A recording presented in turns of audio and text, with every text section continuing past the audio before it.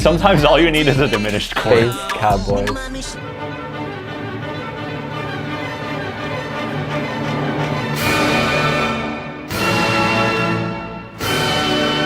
We give you our honest thoughts on this interesting song, we wanted to let you know that we were able to film and edit this video thanks to our Patreon. Since we are unable to monetize any of our React videos uploaded to this channel, it is our Patreon that provides us the funding to continue making our channel bigger and better. We have a lot of interesting and exclusive content uploaded to our Patreon, which includes uncut reactions to this song, reactions to Japanese releases, live stages, games, and more. Now it's time to get sticky. Tagging. You are now reacting to the NCT subunit NCT 127 and their 2021 title track called Sticker. Sticker. You gotta say with a vocal route. Sticker. So while portraying a futuristic cowboy aesthetic in the music video, Of course, it's futuristic cowboy. There's just a lot to throw in a really fast sentence. I'm sorry, futuristic cowboy aesthetic? yeah man, NCT sing about a budding relationship in the lyrics. They compare falling for a crush like falling with gravity, and of course Falling out the saddle. sticker. What? And they gonna rip it off. Well, I mean, they don't sing about that, but that's definitely possible. How it always ends. And say tattoo. Stickers are temporary. Tattoos are forever. The hidden deep meaning. It's like his subconscious is saying that, like, hey, come be with me, but really deep down he knows it's not gonna But it's last. like so 2 that's weeks why tops. it's just a sticker. You take and a it's not shower, tattoo. it's off in like 3 days. The song is composed by Yoo Young-jin, Dem Joints, Calix, Prince Chappelle, and Ryan Estran, and apologies if I butchered anyone's names. Okay, Yoo Young-jin did most of the lyrics. Taeyang and Mark probably wrote their own Taeyang raps. and Mark, yeah, I would assume. Yoo Young-jin, famous for being responsible for a lot of SM weird English. Oh, is he this sexy, free and I believe he's that. I believe he's also careless, shoot anonymous, heartless, mindless, no one to care about me. Iconic! 3, 2, 1, go. Sure. This is fun.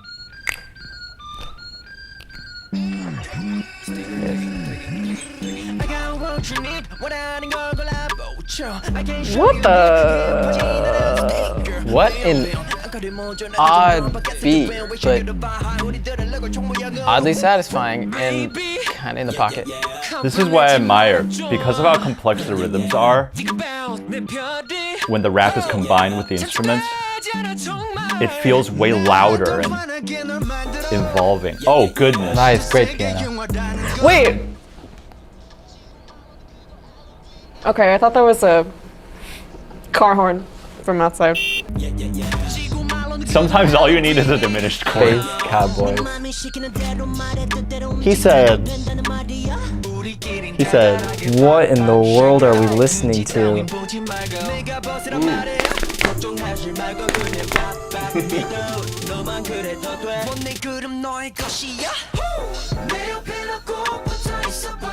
Oh, that is so crunchy.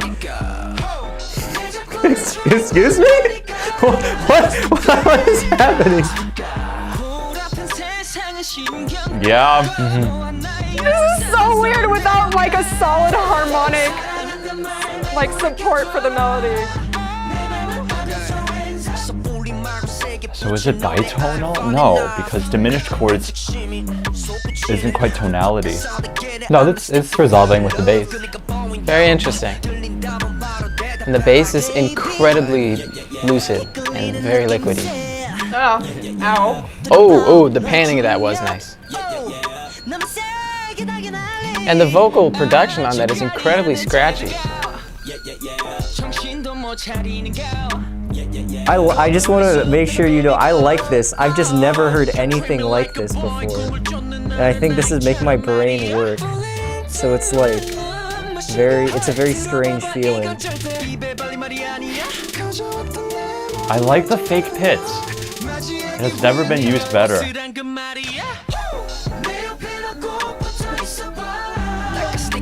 Every time this chorus returns, I become more comfortable with it, and I'm able to groove more to it.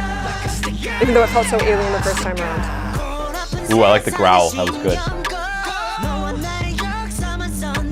What is that chord? It's like, I guess it's supposed to be like a dominant to the bass. There has to be a bridge. That's good now. This is the first time we're getting like a real sense of tonal center with instruments. Whoa, really interesting chord. Whoa, that's like a dominant sharp 5 or something. Yeah, that's a string patch. A marching snare? What is going on?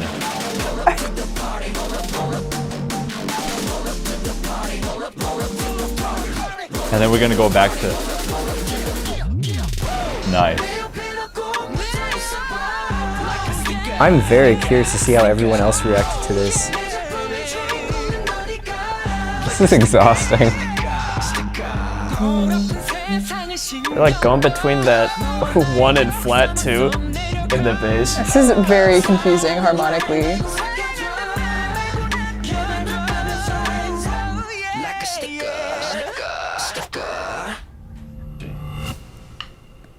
Oh my god, that was so confusing. Wait. We were so shocked we forgot to put on stickers. Oh yeah, oops. Oops. Well, okay, I kind of want to do a second listen. Yeah, we'll do it during the second one. A part of my brain says, this is totally obnoxious. But then every other part of me is like, but it's great. My brain says that I really like it and I think it's fresh and inventive and that I think they could have gone further. Really? Yeah, I really do. Okay. That made my brain hurty.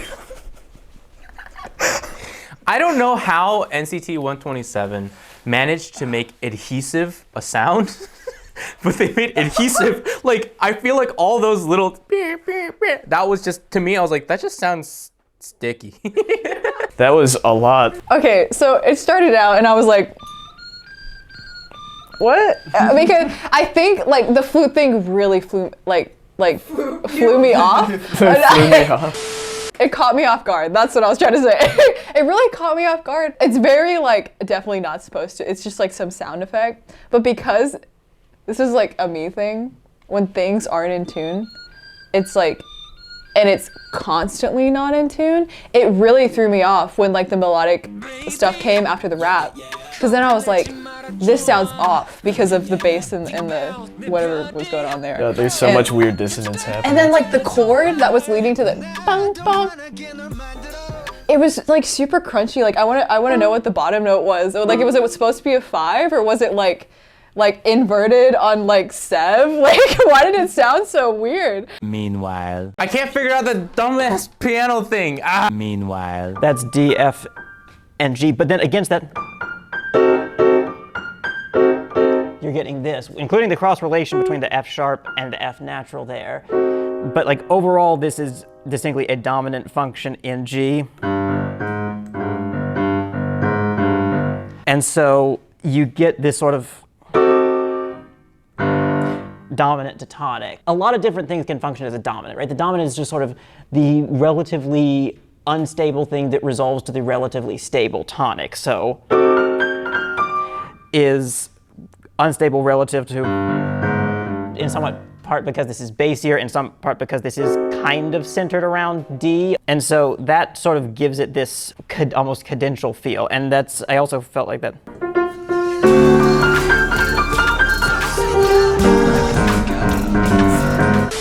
That was incredibly confusing. Does that turn you off or make you want to re-listen to it? Right now, I want to re-listen to it. Yeah, I want to re-listen just to figure stuff out. If I heard this in my Spotify, I would be like. I felt violated, but in a way that I enjoyed. You don't have to sugarcoat it for us. No, it was feeling violated, but I enjoyed it. Oh. I would crawl back and do it again. okay. So that's what I felt. Why were you violated? What about it? Because it was just, there was so much silence. And then there was just that chord. It was just the diminished chord. And I was I think it's brilliant. And that's why I liked it, because it's not something I would think of. I think it's extremely outside of the box. It's just, I needed time to wrap my brain around it, because the sound didn't come naturally to me. It's crazy to me how you could have the message of that, it's essentially kind of a love song, right? And sticking that to someone. And then that's like the sound that was inspired based on that message. So I just think That's true. I think it's That's very really cool. interesting. I think it's very cool, and I appreciate it. I just needed a second because my brain didn't work like that. It's not what I was expecting. Yeah, well, it just like made my brain think in a way where I wasn't expecting it to, because I think with a lot of like generalizing K-pop, whether they include accidentals or something like that, most of the time you can tell what key it's in. With this, it's literally like I haven't tried to search for a tonal center in any of these sessions before. So that was just like a new experience, trying to figure that out. I think this is where the music industry is headed. They need to release music that the first time you listen to it, you're like, what is this? And you're like, I feel unsettled, like this, I've never really heard this kind of thing in this way before. And it shocks you in a musical sense. And that might turn some people off completely, but for others, it'll make them go back and watch it. And when you go back and watch it, the more you watch it, the more you get used to it, the more you're able to groove to it and love the song more. It pushes that boundary of like heart tonal center. Like just because I like the sound, it'd be either like, wow, this is like something I want to listen to because I remember this being so polarizing and want to like remember how that felt. Because it's unusual. Like I said, this melody could sit on top of just a cyclic chord progression, like.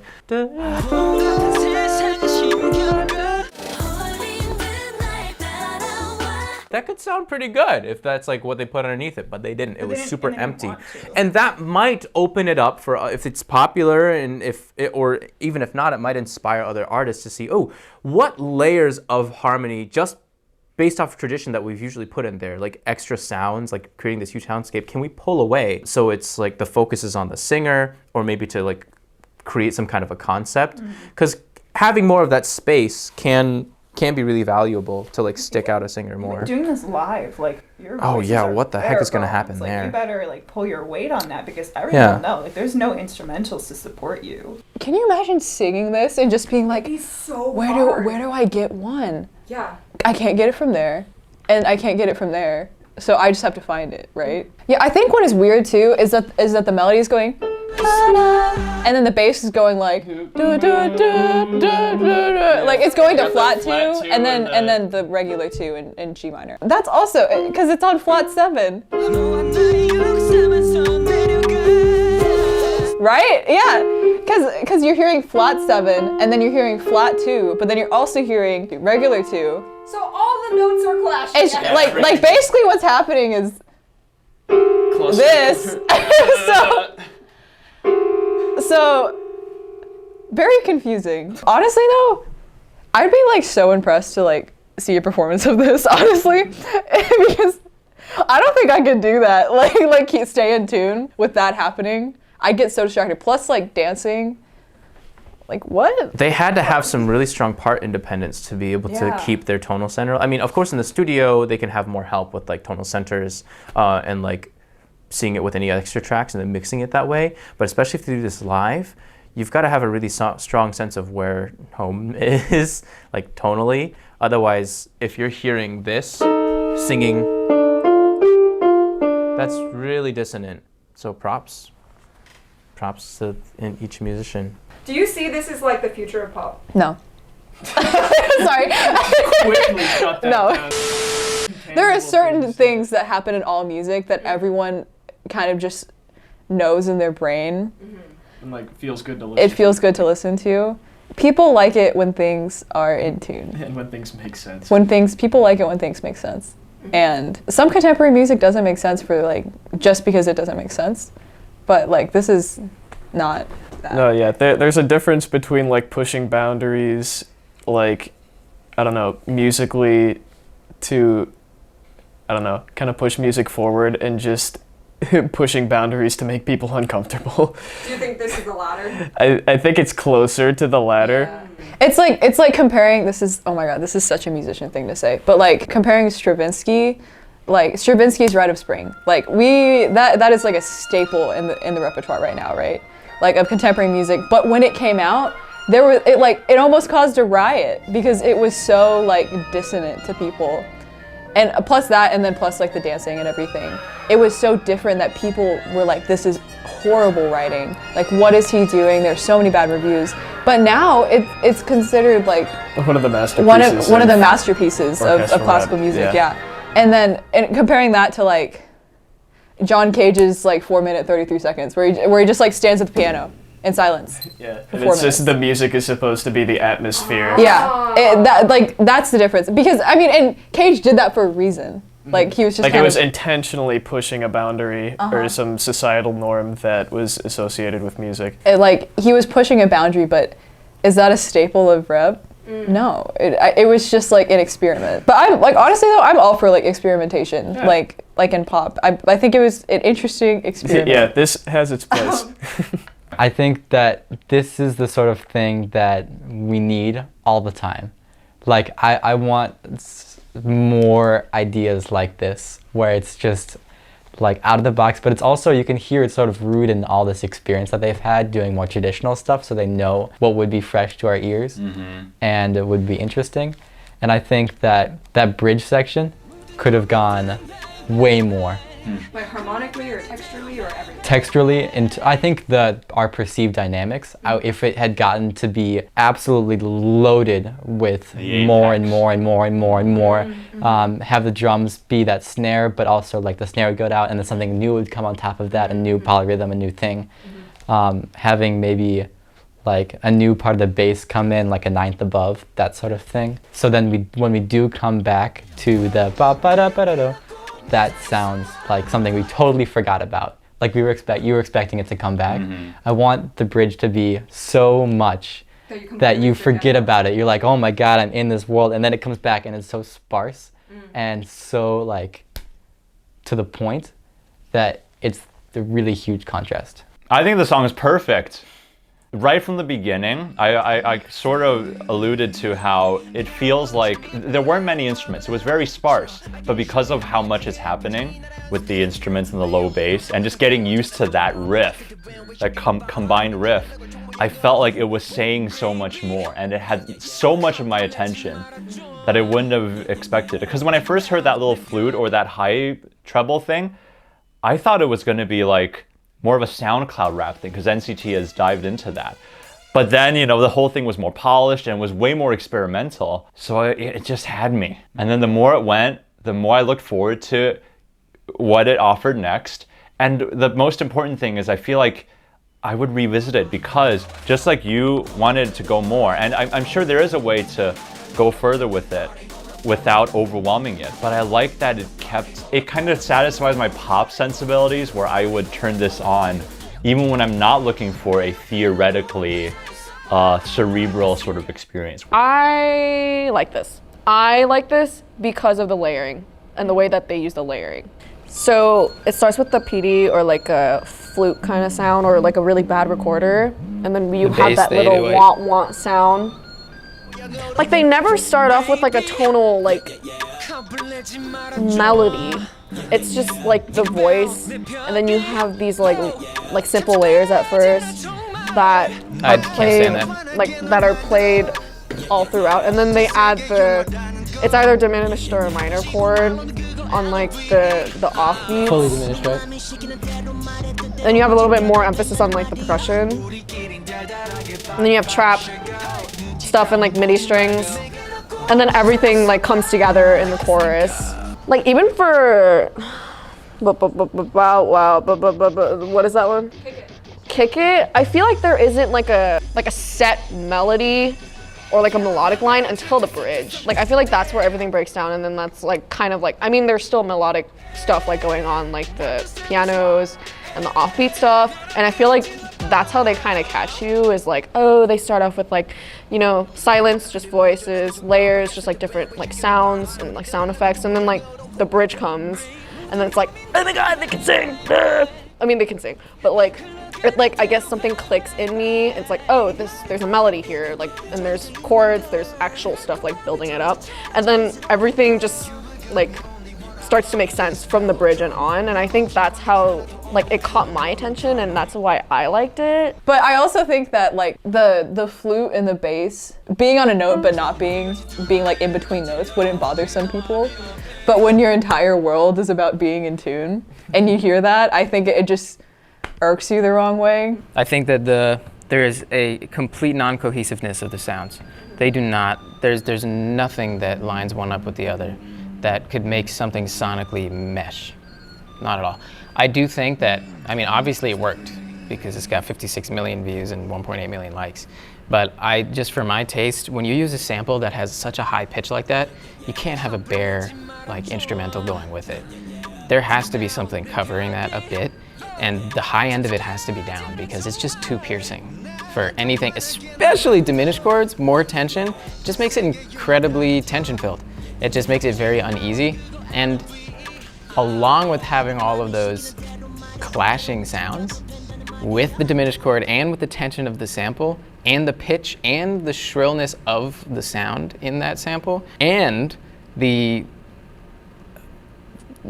almost unorganized way the vocal line is going with the instrumental line, that to me was just, I don't want to listen to this. Until they got to the bridge, and then great, it was fine. They did that the whole time, or experimented in different ways with a full ambient sound with a synth and things going on in the background. I thought that would be great, but the bareness of the production with the sample threw me off right away, and I didn't want to keep listening. The whistle was just annoying. I'm sorry, I can't do the whistle. Well, one, it's just it's really, this, it's up here, it's way up here. I don't know if I would call it a flute. It was just, wow. But it's It was not so pitched high. exactly. Like it's a It had little a little bit off. of throatiness and then to it, too. The bass.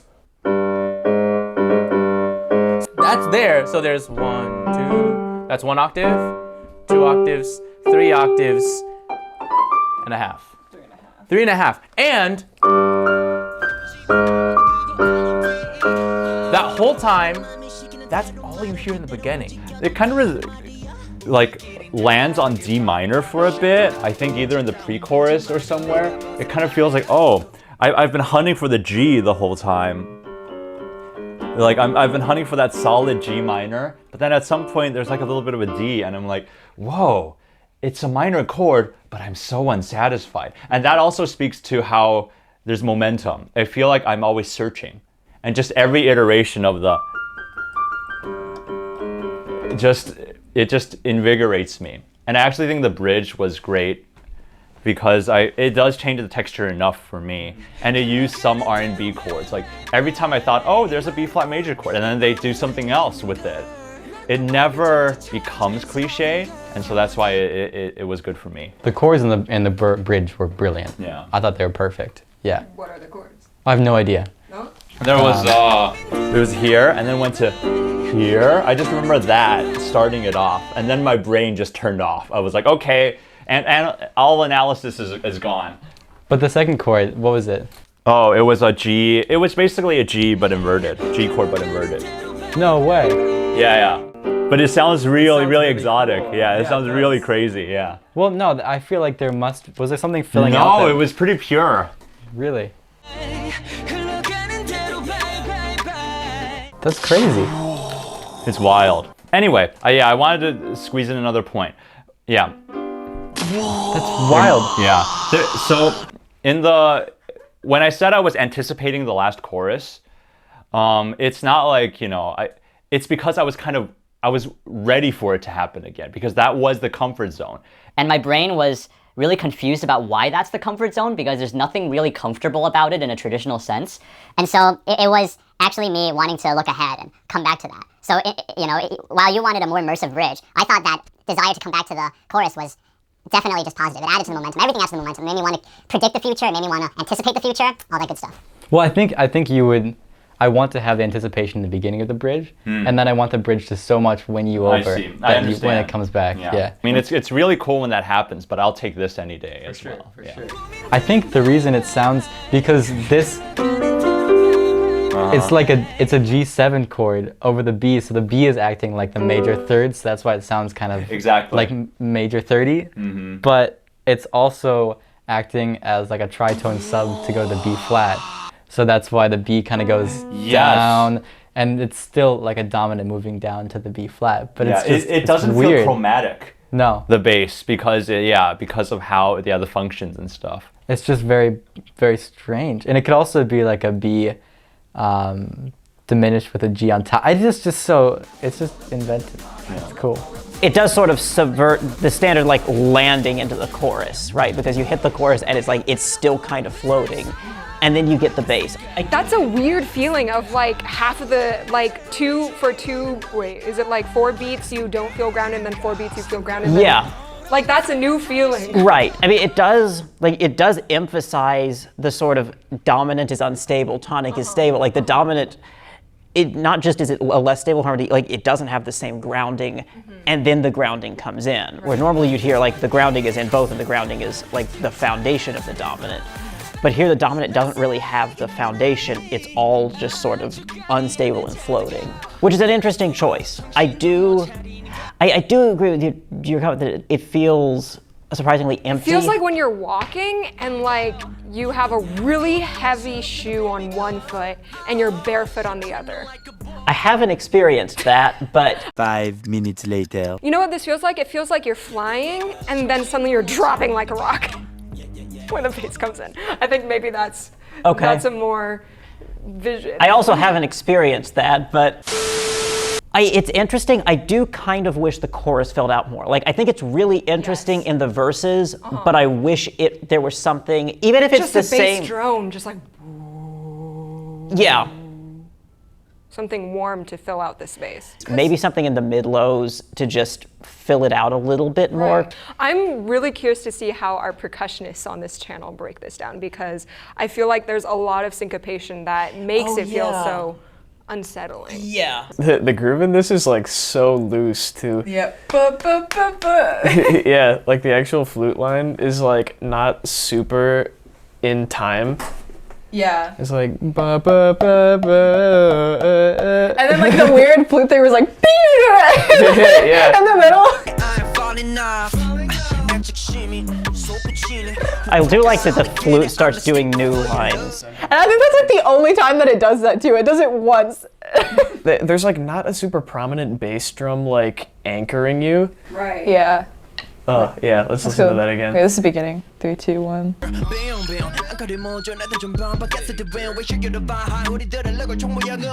Yeah, so the bass tends to drop out on 3. So like boom, bonk, bonk. Yeah, that's what it is. So there's like no anchor on the second part of each of those bars. I think that's what makes it so like off kilter. And then the auto-tune too, I think is adding to it. Like there's like so much that's adding to the confusion. The auto-tune, because there's no like defined pitch because he's rapping, right? So ba ba da ba da da da da da da, but it's auto-tune, so it's like It's like muddling the intonation. I mean, but honestly, like interesting to listen to. Yeah, this will get people talking about that. For sure. And I mean, like the performance aspect of it was good, of course. Just very confusing as a person who studies music, I guess. I don't know, putting it in a perspective performance, like a musician's perspective when like, say that I'm trying to perform this, it would be really fun for me. Because going to like new music and contemporary music, there's a lot of playing with space because there's this like natural essence of like human life, and yeah, like I think that's why I like playing new music, because of the experimentation and like this connection between like human life and the instrument. And like when I listen to this, it's like, oh, if I was playing this with my instrument, like this would be really fun. It's just so different when you're listening to it than when you're playing it. Because when you're playing it, there's like a lot of thought and like process that goes into it. And yeah, I was just listening to this as if like I was performing it.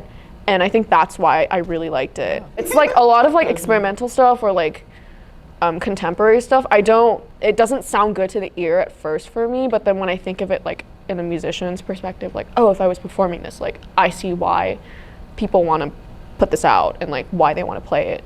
So I think this was like, I kind of understand why the producers would want to make it this way, because like it would be really, I feel like it would be really fun to play. What I do like with NCT is that like they keep trying new things. They keep introducing you to some new things. Like New things!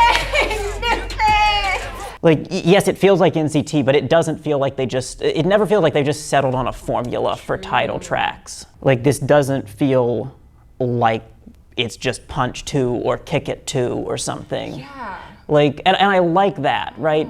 Like, I think that's part of what makes a lot of SM groups great, and definitely is the case with NCT, is like they don't just find a style and then be like, okay, that's it. Right, That's what we do.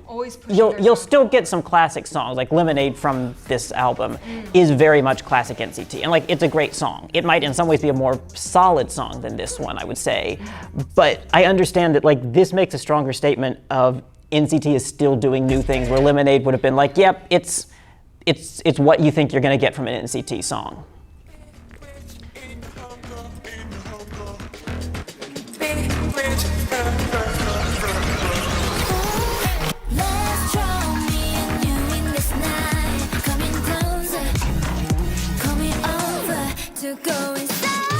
If you're looking for a sticker of love, call me.